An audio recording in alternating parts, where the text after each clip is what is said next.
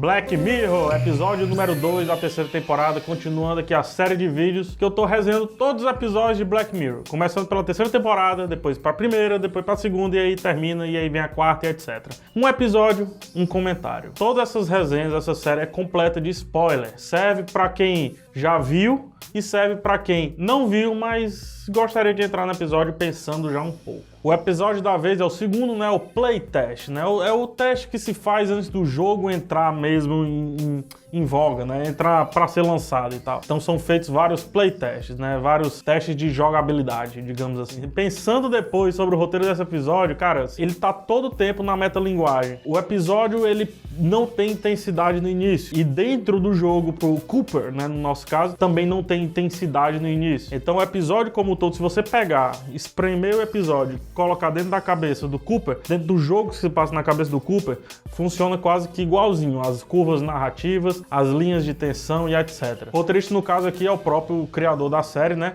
E o diretor desse episódio, muito importante, porque é o mesmo diretor do Cloverfield, Rua Cloverfield 10, esse recente. Não é o primeiro Cloverfield, é o novo, né? Foi muito surpreendente pra mim. E ele também brinca um pouquinho com relação a isso, não sei se vocês perceberam bem. Para quem assistiu o filme, eu não posso falar muito, porque aí eu vou dar spoiler do filme, é esse lance do medo, né?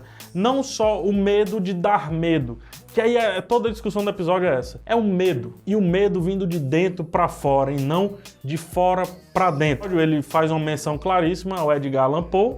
E aí o Edgar Allan Poe, eu fui até ler depois, já tinha lido, obviamente leio muito o Edgar Allan Poe, apesar de ter muito medo, mas eu fui até ler, no meio do episódio lá ele faz uma menção ao The Raven, né, o Corvo do Edgar Allan Poe. E o Poe, ele sempre discute que ele, pra escrever certo, pra dar medo, ele precisa encontrar o que é que dá medo naturalmente, o que é que todo ser humano tem medo. Se você fizer aquele filme Aracnofobia, eu não tenho medo nenhum daquele filme, porque eu não tenho medo de aranha, eu sou super tranquilo com aranha. Só que o Anaconda, que é um filme horrível, me dá muito medo e nojo, porque eu tenho um pavor à cobra. Então aquele filme fala sobre o medo que eu tenho, e aí de dentro pra fora eu expresso um medo absurdo por aquele filme. É essa discussão aqui que também acontece nesse episódio.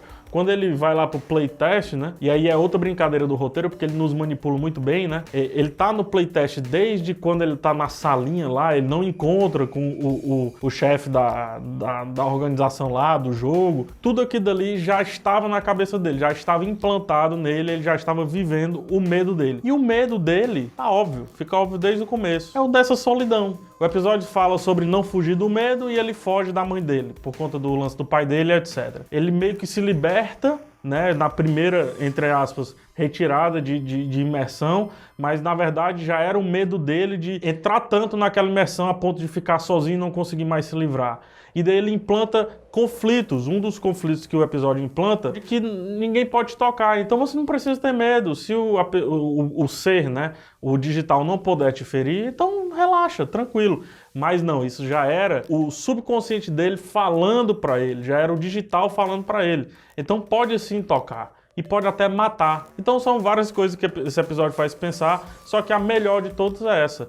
Ninguém pode viver sozinho, não dá pra viver sozinho, não façam isso. E videogame geralmente é um escape, né? É uma válvula de escape. A gente sempre usa o videogame pra, agora eu sou quem eu quiser. Tem lá um filme chamado Reine Sobre Mim, que tem o Don Cheadle e tem o Adam Sandler. É um filme mais ou menos, só que eu sempre fiquei com isso na cabeça, assim, a real função do videogame pra muita gente. É a fuga. Né? Ele tá fugindo da mãe dele e aí ele encontrou a fuga recente da humanidade, que é o tal do videogame, entendeu? Não tô criticando o videogame, não, tem aqui. Toda essa amarração que o filme faz, mas o ruim do videogame, muitas vezes, é que você está só. Né? Você acha que tá cheio de coisa, mas não tá. Você está sozinho. E ele tinha esse receio de ficar sozinho, assim como eu tenho esse receio, como várias pessoas têm. Você aí que mora só e liga a TV para dormir, você teria o mesmo medo do Cooper. E aí outra coisa, agora mais tecnológica, que o episódio fez pensar, que é uma discussão que a gente tem na computação, né? Eu não sei se você sabe, mas eu sou formado em informática, computação, sistema de informação, essas coisas. E uma discussão que se tem, assim, é a gente chegar à perfeição, né?